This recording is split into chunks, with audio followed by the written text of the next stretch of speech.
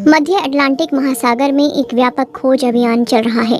खोजी दल उस पनडुब्बी को तलाश रहे हैं जो पर्यटकों को लेकर दुनिया के सबसे चर्चित जहाज़ों में से एक टाइटैनिक के मलबे को देखने निकली थी। रविवार को डुबकी लगाने के बाद इस पनडुब्बी से संपर्क टूट गया था और तब से ही इसे खोजने की कोशिश की जा रही है। यूएस कोस्ट गार्ड के मुताबिक डुबकी लगाने के 1 घंटा 45 मिनट के बाद इस पनडुब्बी से संपर्क टूट गया था। टूर कंपनी ओशन गेट की इस छोटी पनडुब्बी में 5 लोग सवार थे। कंपनी का कहना है कि पनडुब्बी की खोज के लिए हर विकल्प का इस्तेमाल किया जा रहा है। इस 8 दिन की पर्यटन यात्रा का टिकट $2.5 लाख या लगभग 2 करोड़ रुपए होता है। इस टूर के दौरान पनडुब्बी टाइटैनिक जहाज के मलबे के पास समंदर में 3800 मीटर नीचे डुबकी लगाती है। अधिकारियों के मुताबिक सरकारी एजेंसियां, अमेरिका और कनाडा की नौसेनाएं और व्यावसायिक रूप से समंदर की गहराई में जाने वाली कंपनियां इस खोज अभियान में जुटी हुई हैं। टाइटैनिक का मलबा उत्तरी अमेरिका के समंदर के सबसे करीबी बिंदु कनाडा के न्यूफाउंडलैंड के सेंट जॉन से 700 किलोमीटर दूर अटलांटिक महासागर में है। हालांकि इस पनडुब्बी की खोज का अभियान अमेरिका के बोस्टन से चलाया जा रहा है। लापता पनडुब्बी ओशन गेट कंपनी की टाइटन सबमर्सिबल है जो एक ट्रक के बराबर बड़ी है और इसमें 5 लोग सवार हैं। आमतौर पर इस पनडुब्बी में आपात स्थिति में 4 दिन की ऑक्सीजन होती है। सोमवार दोपहर अमेरिकी कोस्ट गार्ड के रियर एडमिरल जॉन मॉगर ने एक प्रेस वार्ता में कहा कि हम अनुमान लगा रहे हैं कि पनडुब्बी को खोजने के लिए हमारे पास 70 से लेकर 96 घंटों तक का समय है। उन्होंने कहा कि इस पनडुब्बी की तलाश में 2 विमान और एक पनडुब्बी और सोनार से लैस तैरते बांध लगाए गए हैं। हालांकि उन्होंने ये भी कहा कि जिस इलाके में ये खोज अभियान चल रहा है वो बहुत दूर है और इसकी वजह से अभियान में मुश्किलें भी आ रही हैं। रियर एडमिरल ने कहा कि बचाव अभियान में लगे लोग इस अभियान को व्यक्तिगत रूप से ले रहे हैं और पनडुब्बी में सवार लोगों को बचाने की हर संभव कोशिश कर रहे हैं। ब्रिटेन के अरबपति कारोबारी हामिश हार्डिंग के परिवार का कहना है कि वो इस पनडुब्बी पर सवार हैं। 58 वर्षीय हार्डिंग एक एक्सप्लोरर भी हैं। पिछले सप्ताहांत हार्डिंग ने सोशल मीडिया पर कहा था कि मुझे ये बताते हुए गर्व हो रहा है कि मैं टाइटैनिक के मलबे तक जाने वाले अभियान का हिस्सा हूँ।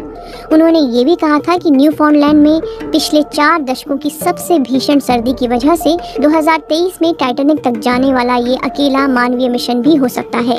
बाद में उन्होंने लिखा था कि मौसम की वजह से एक मौका बना है और हम कल डुबकी लगाने का प्रयास करेंगे। ओशन गेट ने एक बयान में कहा है कि उसका पूरा ध्यान पनडुब्बी में सवार लोगों और उनके परिवार पर है। कंपनी के बयान में कहा गया है कि हम पनडुब्बी के साथ फिर से संपर्क करने के प्रयासों में कई सरकारी एजेंसियों और डीप सी कंपनियों की तरफ से मिल रहे व्यापक सहयोग के लिए बेहद आभारी हैं। लापता पनडुब्बी कार्बन फाइबर से बनी है। इसकी यात्रा के प्रचार में कंपनी दावा करती है कि ये रोजमर्रा की जिंदगी के बाहर कुछ वाकई असाधारण खोजने का मौका है। कंपनी की वेबसाइट के मुताबिक एक अभियान जारी है और जून 2024 के लिए 2 और अभियान तय हैं। आमतौर पर इस पनडुब्बी में एक पायलट, 3 पर्यटक और कंपनी की भाषा में कंटेंट एक्सपर्ट सवार होते हैं। ये यात्रा न्यूफाउंडलैंड के सेंट जॉन से शुरू होती है। टाइटैनिक के मलबे तक पहुंचने और वापस आने की संपूर्ण डुबकी में 8 घंटे तक का समय लगता है।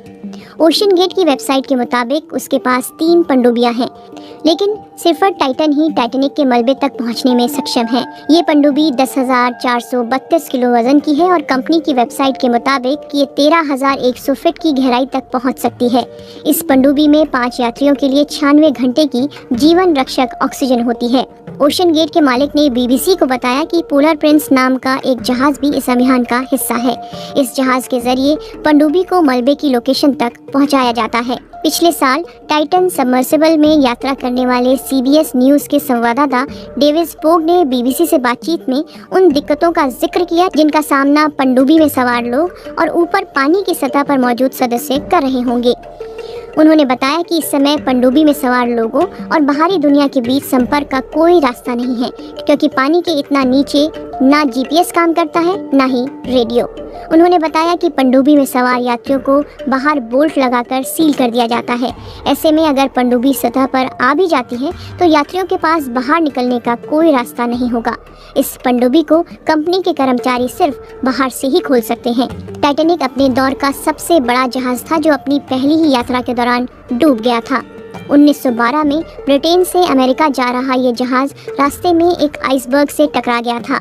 इस जहाज़ पर 2200 लोग सवार थे, जिनमें से लगभग 1500 मारे गए थे। 1985 में टाइटैनिक जहाज़ का मलबा मिला था और तब से ही इस मलबे को देखने के लिए खोजी अभियान जाते रहते हैं।